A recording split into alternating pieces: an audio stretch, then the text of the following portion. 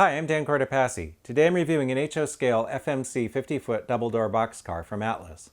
This is one of a number of models lent to me by a fellow modeler, Mark Wiens, so that I could review them. Since this isn't my model, I won't be doing the full rip track segment where I would normally fix any issues like coupler height or wheel gauge that might come up. Otherwise, this will be just like any other product review. This model is part of the Atlas Master line and is decorated for Oregon, Pacific, and Eastern. Mark's car is the double-door version with the doors slightly offset to the left. Atlas also makes versions of this car with centered double doors and a single door. The current pre-order MSRP for this type of car is $42.95.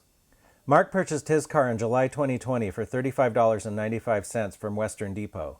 We'll start the model at 100 possible points. The car comes in a cardboard box with a clear plastic window on top. Inside there are two pieces of paper with warranty information. A two-piece plastic cradle protects the car. There's also a bag of parts that has some extra uncoupling levers and draft gear boxes. I'll talk more about that later. One of the lower door tracks on the car is loose. This would be an easy fix, but a new model shouldn't have broken parts, so I'm taking 5 points. This is a good box that should protect the model for storage and transport. FMC built these cars in the 1970s. Many of them were used for incentive-per-diem leasing and were often decorated in colorful shortline paint schemes. Oregon, Pacific, and Eastern was one of many railroads to roster these cars. The OPE was a short line based near Eugene, Oregon. For a time, the line was owned by Kyle. The dark blue paint scheme with the goose emblem was shared with some other Kyle railroads like the Yreka Western. The Oregon, Pacific, and Eastern's line was featured in several Hollywood movies: The General, a silent film with Buster Keaton, Emperor of the North with Ernest Borgnine, and Rob Reiner's Stand By Me. The OPE was abandoned in 1994, so this car would best be suited for the 1970s to early 1990s time period.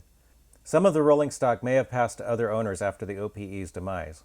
I was not able to find photos of this particular car, but I found photos of several other Oregon, Pacific, and Eastern boxcars online. The model is a very close match with respect to detail and paint. The only minor discrepancy I found is that most of the cars in the photos had ACI labels under the T in Eastern.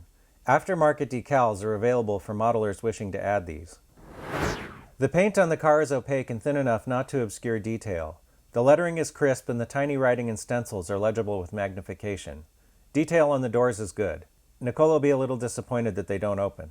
The tack boards appear to be molded on, so they would be difficult to move, although they're already in the right places for this particular car. At the corners, the car has freestanding wire grab irons and delicate stirrups. Be careful when handling the car, as these look fragile. On the ends, the car has uncoupling levers, freestanding ladders, and photo-etched crossover platforms. There are no brake hoses. These could be added with aftermarket parts. Higher-end models are expected to have certain details like air hoses. I think this model is right on the edge in terms of the actual price paid between a high-end and mid-range model, so I'm not taking any points, but it is a little disappointing. Unlike the sides, the tack boards on the ends are separately applied. The B-end has a separately applied brake wheel. On top, the detail on the roof looks good. Underneath, the car has full brake rigging. The car has metal wheels with conventional tread width. The car is equipped with plastic knuckle couplers on both ends. The coupler on the A end is at the correct height. The coupler on the B end is slightly high, so I'm taking 5 points. All of the wheels are in gauge according to the NMRA standards gauge. The model wobbles, meaning that the body continues to vibrate back and forth after the wheels settle onto the track, so I'm taking 5 points. The car weighs 4.7 ounces, close to the 4.5 ounce NMRA recommended weight for a car of this length. The car is free rolling. These cars have an odd draft gearbox design that won't accept a Katy. The extra draft gearboxes included in the parts bag will take a Katy whisker coupler. Since the car has to be partly disassembled to use the alternate draft gearboxes, using these may end up destroying the uncoupling lever. That's why Atlas includes extras in the parts bag. I have a couple older versions of these cars that required me to get creative when it came time to swap out the couplers. On my cars, I found that the Katy 2100 coupler set for their PS1 boxcars was what I needed. This set has 2 couplers and comes with draft gearboxes and stirrups that you don't need. After taking it apart, this is the coupler that you get. Note the oddly shaped hole in the back end. So far as I'm aware, Katy doesn't sell these by themselves. These will fit in the Atlas draft gearboxes. It's a little wasteful since all you're using is the coupler and spring, but it does work. I'm glad Atlas is now providing a draft gearbox that will accept a more conventional coupler. Let's see what we've got. The car had a loose part, so I took 5 points in the packaging category. The car had one high coupler and it wobbled, so I took 10 points in the standards and operation category.